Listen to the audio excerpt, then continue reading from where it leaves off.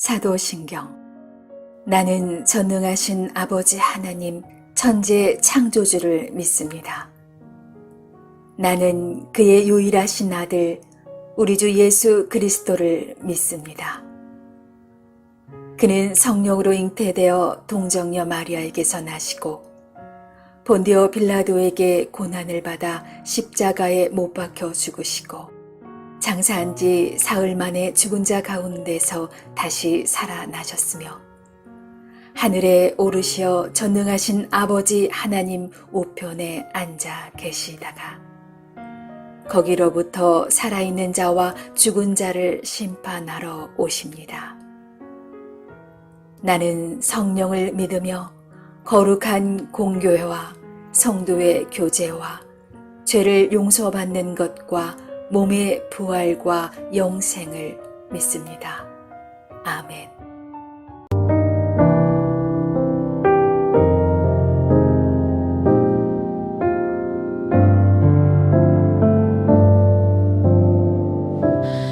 내 안에 사는 이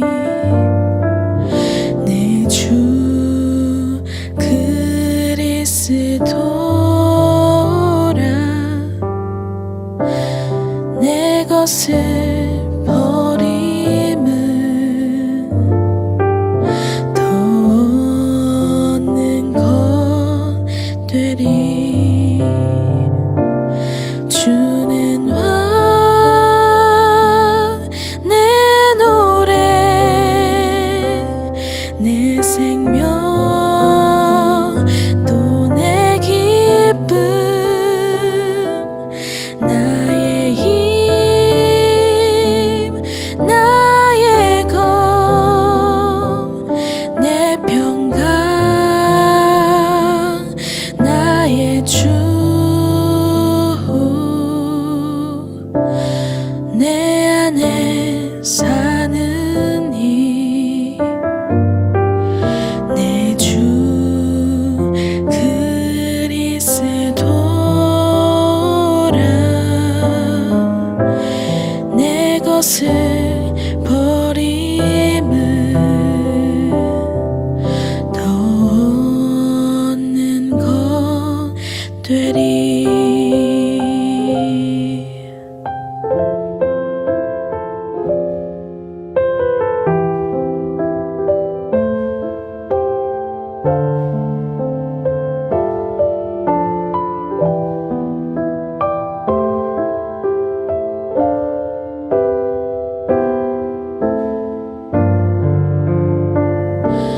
주는 왕 내 노래 내 생명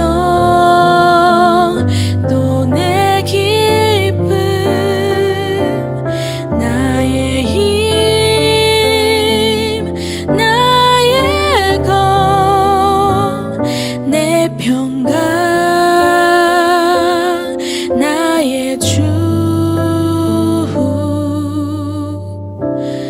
내 안에 사는 이 내 주 그리스도라 내 것을 버림은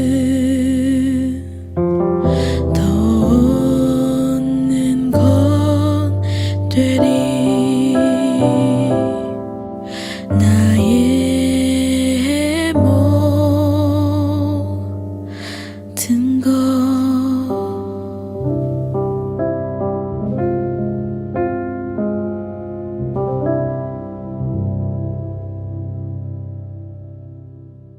제6장. 그런즉 우리가 무슨 말을 하리요? 은혜를 더하게 하려고 죄에 거하겠느냐? 그럴 수 없느니라. 죄에 대하여 죽은 우리가 어찌 그 가운데 더 살리요? 무릇 그리스도 예수와 합하여 세례를 받은 우리는 그의 죽으심과 합하여 세례를 받은 줄을 알지 못하느냐? 그러므로 우리가 그의 죽으심과 합하여 세례를 받음으로 그와 함께 장사되었나니 이는 아버지의 영광으로 말미암아 그리스도를 죽은 자 가운데서 살리심과 같이 우리로 또한 새 생명 가운데서 행하게 하려 함이라. 만일 우리가 그의 죽으심과 같은 모양으로 연합한 자가 되었으면 또한 그의 부활과 같은 모양으로 연합한 자도 되리라.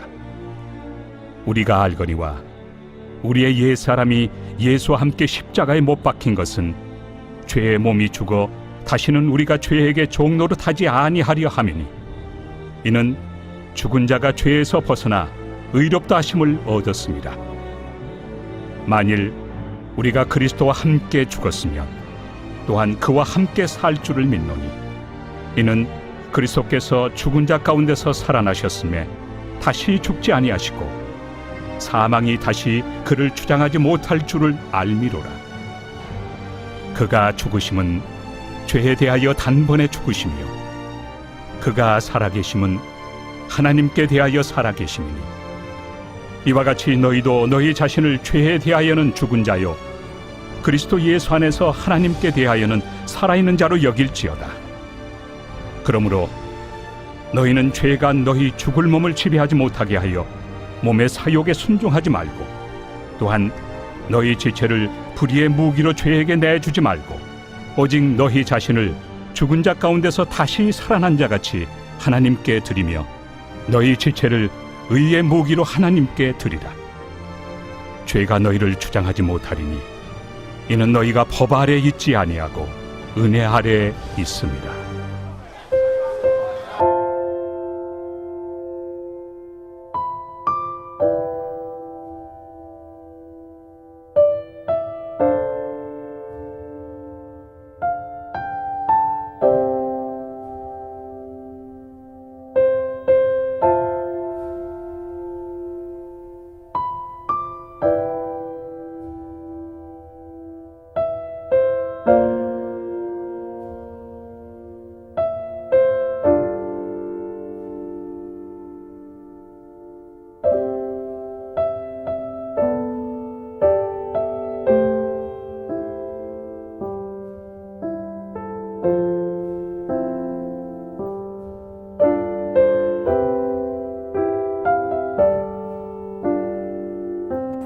샬롬. 오늘도 복된 하루 하나님의 은혜와 평강이 우리 삶에 넘칠 수 있기를 원합니다.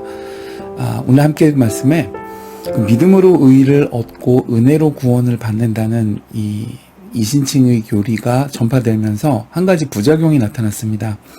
그러니까 믿음으로 구원을 받는 것이라면 그렇다면 이제는 율법을 지킬 필요가 없는 것 아니냐라고 생각하게 된 것이었습니다. 그리고 그 결과는 삶의 방종이었습니다.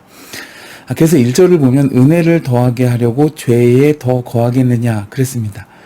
그러니까 이 말은 당시에 잘못 이해한 사람들이 율법이 아니라 은혜로 구원을 받으니까 죄를 더 많이 지어야지 은혜를 더 많이 입는 것 아니겠느냐라고 하는 삶의 방종을 정당화하는 방편으로 사용하고자 한 것입니다. 여러분, 인간이 이런 존재입니다. 그러나 이에 대해 바울 사도는 오늘 말씀에서 성도는 그리스도와 연합하여 성령의 인도하심을 따라 사는 가운데 죄에 대하여는 죽고 의에 대하여는 살아있는 존재가 되었다라고 말하고 있습니다. 3절을 보면 예수와 합하여 세례를 받은 우리라고 했습니다. 예수와 합하여 세례를 받은 우리. 한 사람이 그리스도를 믿을 때 그 그리스도의 죽으심은 믿는 그 사람에게 속죄의 효력을 발휘합니다.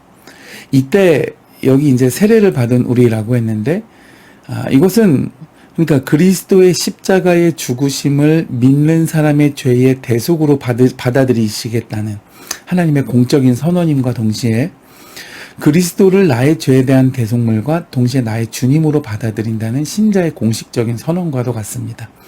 그러니까 우리가 그리스도를 믿는 믿음으로 세례를 받을 때 하나님은 십자가의 대속의 은혜를 우리에게 적용시켜 주시고 우리는 그리스도를 나의 주님으로 받아들이겠다고 온 우주와 세상 가운데 선포하고 그렇게 맹세한 것입니다.